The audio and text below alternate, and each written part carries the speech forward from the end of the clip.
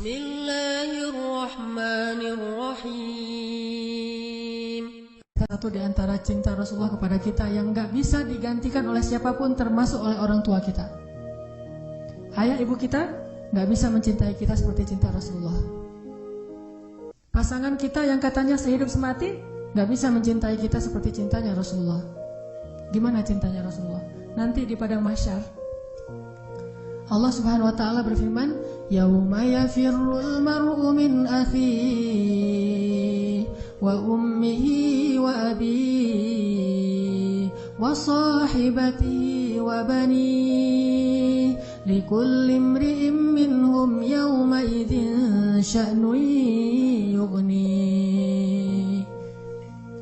Hari ketika seorang ayah lari dari anaknya, seorang suami lari dari istrinya, istri lari dari suaminya, anak lari dari orang tuanya, pasangan lari dari pasangannya, sahabat lari dari sahabatnya. Likulli imri'in yawma idzin, pada hari itu semua orang sya'nun yughni, sibuk ngurus diri sendiri, kecuali satu orang.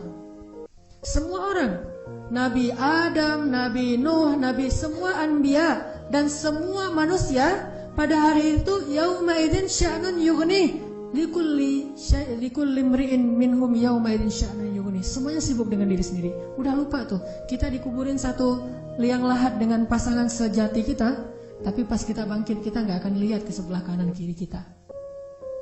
Dia juga gak usah kegeeran, dia juga akan melihat kita kok. Saya gak akan lihat dia, tapi dia pasti ngelihat saya nih. Gak usah GR. Di hari akhirat itu gak perlu GR, karena dia juga gak bakalan lihat, gak akan ingat mau kita tuh. Kita lihat, misalnya kita manggil dia panggilan kesayangan kita, Beb, say gitu ya, say, gini panggil-panggil dia pergi aja tuh. Kenapa nih orang pergi? Jangan-jangan dia udah lupa ingatannya, belum balik, soalnya udah kelamaan tidur di dalam kubur gitu misalnya. Nah, likulli imri'in yawma idzin sya'nun yughni. Gak peduli, dia ngeliat kita, dia tahu ini suami saya nih, dia tahu ini anak saya, dia tahu ini orang tua saya, dia tahu bahwa dia adalah kekasih kita adalah kekasihnya, dia tahu. Tetapi saking takutnya dia terhadap dirinya dan saking dia mementingkan dirinya, pada hari itu dia nggak peduli dengan kita. Bahkan na'udzubillah, kalau kekasihnya di sebelah diseret oleh malaikat, dia nggak akan nolong kita dia mah. Dia yang penting selamat, saya udah selamat. Kekasihnya ya terserah. Nanti kalau dia udah beres, baru nanti dia, itu juga gak semua orang bisa seperti itu. Tapi Rasulullah satu-satunya orang yang pada hari itu yang sangat sibuk, mondar-mandir, sibuknya luar biasa, cuma satu orang, Muhammad SAW. Itu sibuk banget. Gimana sibuknya Rasulullah? Ketika lagi di padang mahsyar, Rasulullah langsung mencari mana umatku. Dia cari, siapa kamu? Umat Muhammad. Sini. Siapa kamu? Umat Muhammad. Ngumpulin semuanya umatnya. Kemudian Nabi sujud kepada Allah dengan sujud yang sangat lama. Sampai Allah mengatakan, ya Muhammad, bangkitlah dari sujudmu. Sal tu'tah, minta akan saya beri. Bangkit dari sujudmu. Ya Allah, saya tidak akan bangkit dari sujud saya sebelum saya mendapatkan apa yang engkau janjikan. Wahai Muhammad, minta. Ya Allah, berikan saya kesempatan untuk memberi minum kepada umat-umat saya. Mereka kehausan, ya Allah, kasihan mereka di bawah terik matahari. Akhirnya Allah mengatakan, ya Muhammad, ini telaga Al-Kautsar, beri minum kepada umatmu. Panggil, wahai umatku. Sampai Rasulullah ditanya oleh Fatimah, ya ayah, nanti di padang mahsyar, kalau saya pengen ketemu ayah, ketemu di mana? Wahai Fatimah, sesungguhnya aku ada di telaga Kautsar dan memberi minum kepada setiap umatku. Datanglah ke telaga Kautsar. Rasulullah padahal dijamin masuk surga, surganya Firdaus. Ngapain tuh capek-capek ngurus kita, pergi aja ke surga Firdaus menikmati hidup. Tapi beliau gak rela, ditampakkan ke hadapan beliau, ini Firdaus, ini surgamu wahai Muhammad. Nabi Muhammad gak akan tersenyum sedikit pun. Beliau nanya, umatku di mana ya Allah? Ini Firdaus, umatku di mana ya Allah? Mereka di padang mahsyar, langsung balik lagi keluar dari surga. Coba keluar dari surga, cari, terus memberikan minum satu persatu. Bahagia banget, ketemu umatnya tuh kayak ketemu kekasih lama, kasih minum. Setelah minum satu teguk, kita gak akan haus lagi selama-lamanya. Ketika seorang ayah, ibu, kekasih meninggalkan kita, Rasulullah mencari kita. Di mana fulan? Jadi ketika semua orang ngelupain kita, dan gak salah mereka ngelupain kita, karena kita juga ngelupain mereka. Jadi jangan ke istri ya ngomongnya, Mama, papa gak akan cita-cita banget sama mama. Kenapa pak? Nanti mama pasti akan ngelupain papa. Enggak kok pak, gak akan lupa. Kapan pak? Nanti di akhirat. Oh iya, papa juga gitu kan? Iya sih. Di situ emang semua orang saling melupakan, dan saling melupakan itu bukan karena Allah mencabut memori dan ingatan kita, karena memang kita mementingkan diri sendiri kecuali Rasulullah SAW. Di mana umatku ya Allah? Kasih minum satu-satu. Setelah dikasih minum, Rasulullah SAW sujud lagi.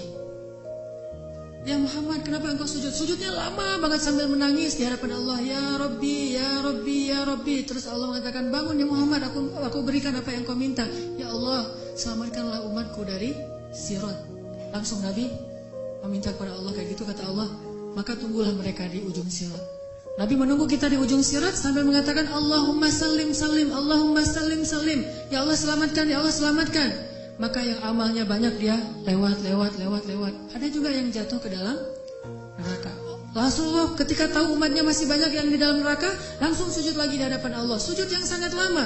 Allah mengatakan, ya Muhammad, bangkitlah dari sujudmu, apa yang kau inginkan? Ya Allah, selamatkanlah seseorang dari api neraka yang di dalam hatinya ada iman walaupun sekecil biji kurma. Akhirnya kata Allah, selamatkan mereka yang ada iman sekecil biji kurma di dalam neraka. Nabi langsung pergi ke pintu neraka, mencari umatnya. Wahai malaikat, cari umat saya yang ada iman sekecil biji kurma dan selamatkan mereka. Dikeluarin. Ketika ketemu dengan Rasulullah, mereka dalam keadaan habis disiksa luar biasa. Wajah mereka, tubuh mereka rusak parah. Rasulullah melihat mereka dengan air mata kasihan, memeluk mereka, dipersilakan masuk ke surga. Setelah selesai udah nggak ada lagi, malaikat udah nggak ada lagi. Balik lagi ke hadapan arasy Allah. Di bawah arasy Allah, Nabi sujud lagi yang lama. Dalam sujud lama itu kemudian Nabi menangis. Allah berkata, ya Muhammad, kenapa menangis? Ya Allah, selamatkanlah umat saya dari api neraka yang mereka di dalam hatinya ada iman sekecil biji jagung. Sekecil jagung. Kata Allah, aku izinkan. Akhirnya Nabi Muhammad lari lagi ke neraka. Wahai malaikat, keluarkan yang ada iman sekecil jagung. Keluar lagi sekian ribu, sekian juta umat Nabi Muhammad. Udah selesai semua, udah gak ada sisa. Balik lagi di bawah arasy Allah. Sujud lagi yang lama, nangis lagi sepanjang waktu yang cukup lama. Sampai Allah bertanya, ya Muhammad, bangkit. Apa yang kau inginkan ya Allah? Keluarkanlah umatku yang di dalam neraka, yang di dalam hatinya ada iman sekecil biji sawi, zarrah. Kata Allah, aku izinkan. Lari lagi ke neraka, selamatin lagi. Balik lagi, sujud lagi, ya Allah. Kata Allah, ya Muhammad, apa lagi ya Muhammad? Bukankah aku sudah menyelamatkan banyak dari umatmu? Ya Allah, demi kasih sayang yang engkau miliki, selamatkanlah umatku yang mereka tidak punya amal kecuali hanya mengatakan la ilaha illallah. Kata Allah, aku izinkan. Nabi Muhammad kemudian lari ke neraka, menyelamatkan kita dengan seizin Allah. Makanya Nabi mengatakan, katakan la ilaha illallah, baru aku bisa menyelamatkan kalian. Ketika pamannya mau meninggal, apa kata Nabi? Wahai paman, ucapkan kunci surga, la ilaha illallah, biar aku bisa nyelamatin paman. Walaupun gak ada amal sama sekali, tapi pamannya dengan takdir Allah tidak mengucapkan. Sibuk Rasulullah sepanjang padang mahsyar yang panas, kemudian di Sirat, kemudian di depan pintu neraka, terus sibuk untuk memikirkan ummati. Ya Rabbi, kaifa ummati? Gimana umatku ya Allah? Rasulullah hanya membukakan pintu surga untuk kita, tapi beliau tidak masuk surga. Kita yang disuruh masuk surga, beliau keluar lagi, sibuk lagi dengan yang lain. Kita yang difikirkan oleh Rasulullah SAW. Apakah orang tua kita bisa melakukan itu nanti di akhirat? Tidak. Cinta yang paling besar dari Rasulullah. Gak lupa sama kita, kenal juga enggak. Bahkan kita berselawat kepada beliau aja malas. Beliau tidak menyelamatkan, ya Allah selamatin aja orang yang berselawat kepada saya. Yang gak mau selawat gak usah. Enggak. Yang ada iman sekecil zarrah, yang ada iman sekecil jagung, yang ada iman sekecil biji kurma, gak masalah, yang penting umatku ya Allah, selamatkan mereka. Sampai pernah orang kalau sakaratul maut itu kan sakitnya luar biasa ya. Dan kita tahu adegan sakaratul maut Rasulullah, apa yang beliau panggil? Ummati.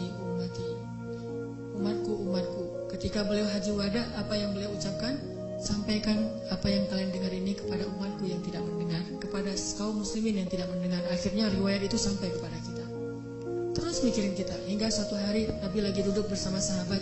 Nabi bilang gini, wahai para sahabat, tahukah kalian siapa manusia yang paling dicintai oleh Allah dan aku juga mencintainya? Kata para sahabat, para nabi ya Rasul. Kata Rasul, kalau para nabi wajar dicintai oleh Allah, mereka itu adalah utusan-utusan Allah. Mereka dapat wahyu dari Allah. Mereka langsung berbicara dengan Allah seperti Musa, wajar dicintai oleh Allah. Tapi bukan itu maksud saya. Oh, kalau Kalau gitu para sahabat-sahabat Nabi seperti kami ya Rasul, kalau kalian bertemu dengan aku, wajar jika Allah mencintai kalian, wajar jika aku mencintai kalian, karena kalian bertemu dengan aku. Dan kalian menjadi orang-orang yang langsung melihat mukjizatku. Tapi ada yang lebih dicintai oleh Allah daripada kalian. Siapa ya Rasulullah? Mereka adalah umatku yang datang setelah kalian.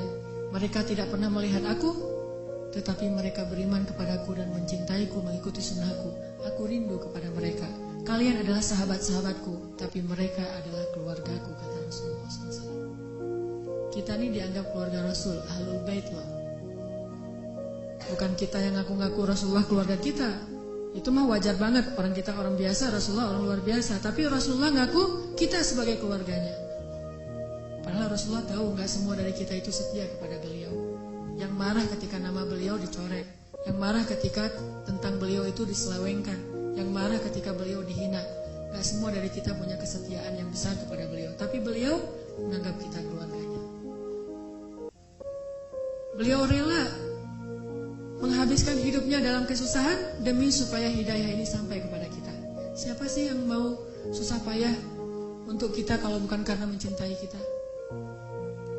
Siang malam hartanya habis, dihina, dicela, diusir dari kampung halamannya. Apa yang beliau harapkan?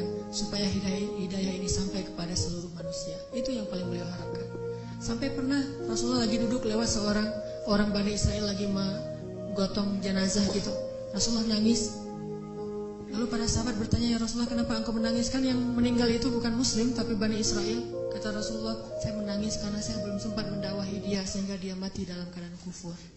Saking cintanya Rasulullah kepada umatnya.